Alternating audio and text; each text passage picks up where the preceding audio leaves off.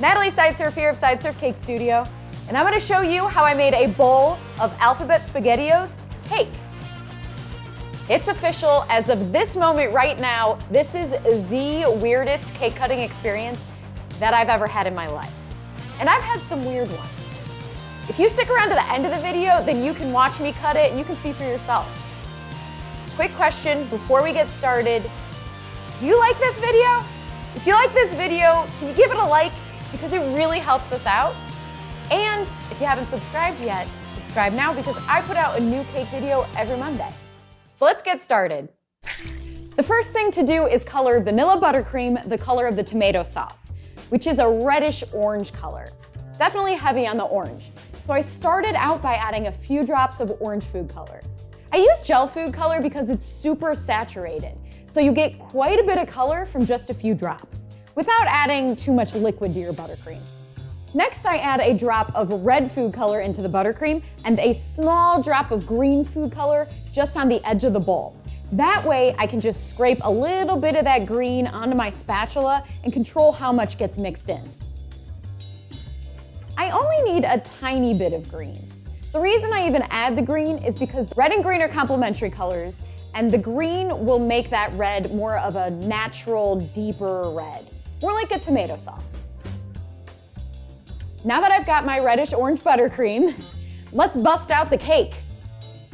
Here I have a white bowl and a round parchment stencil that fits nicely in the bowl. I want this cake to be a cake that anyone can make, so I'm using a real bowl rather than making an edible bowl. This is a beginner's welcome cake. I placed the stencil onto a layer of vanilla cake, and I roughly cut around the stencil with a serrated knife. For the second layer of cake, I use that same stencil, only this time I cut about a ½ inch or so away from the stencil so that this second layer is a bit larger than the first. Then I place the smaller cake layer into the bowl to make sure that it fits, which it does. Wonderful. Now I'm going to cut the edges of the cake at an angle just to make that cake fit even more snugly.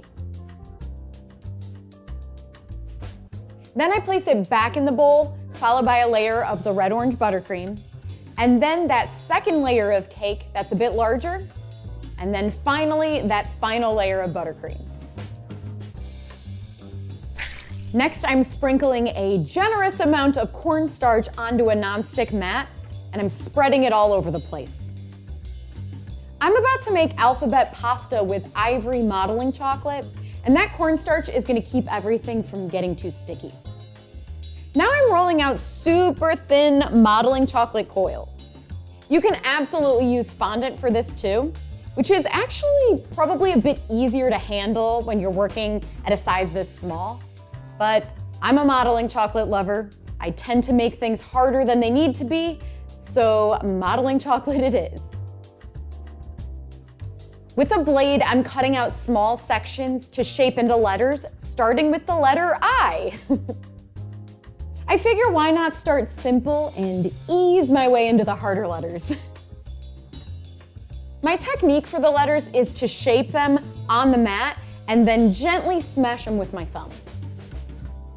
The alphabet pasta isn't perfectly round, it's slightly flat, so that's why I'm smashing.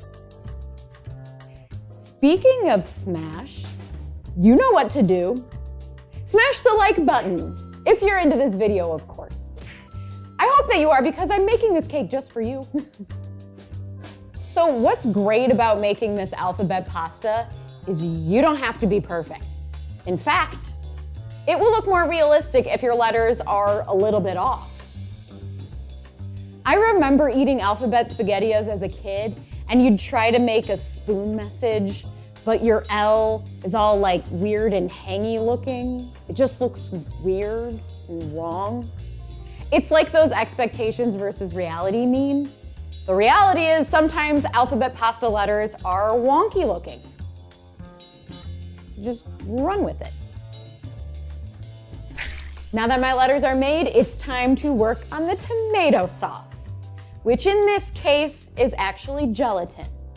Here I have some already made, it's ready to go, and I have a tutorial showing you exactly how I make this gelatin, so I'll place a link in the description so you can make it too.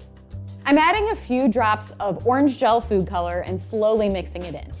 Don't get too speedy with your mixing or you're gonna get a bunch of bubbles in your gelatin, and we don't want bubbles for this cake.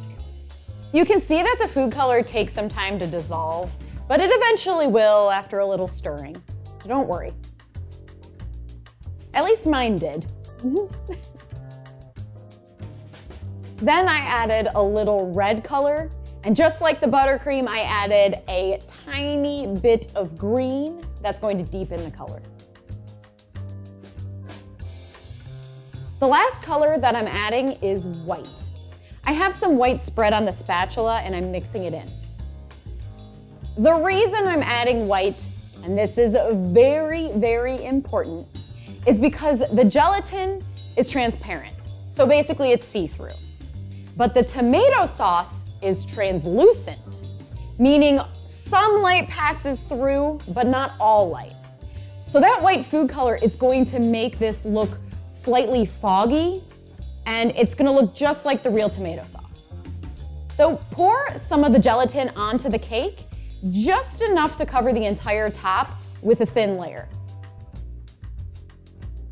I have to work quickly because this gelatin recipe will quickly start to firm up, especially when it's spread out thin. And now I'm pouring the alphabet chocolate on top. I made sure that most of the surface has some letters on it. It doesn't have to be super packed, but you want them to be spread out. And finally, I'm adding that last layer of gelatin over top of the letters. I love this.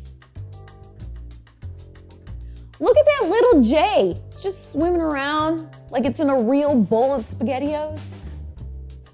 Where you going, little J? With a paintbrush, I submerge all the letters in the gelatin. I have to do it quickly though, before that gelatin firms up. I love the way that some of the letters look like they're deeper in the bowl and then some are closer to the surface. It is so neat. My kind of cake. I decided to add a spoon message that says, you guessed it, cake. So I'm placing the letters onto the spoon and then I'm attempting to brush gelatin over top. Attempting. It's super sticky. I am definitely failing here. All right, I need to get it together. I'm gonna line those letters back up. There you go. And now the letters are sticking to the spoon better. So brushing the gelatin on is working now.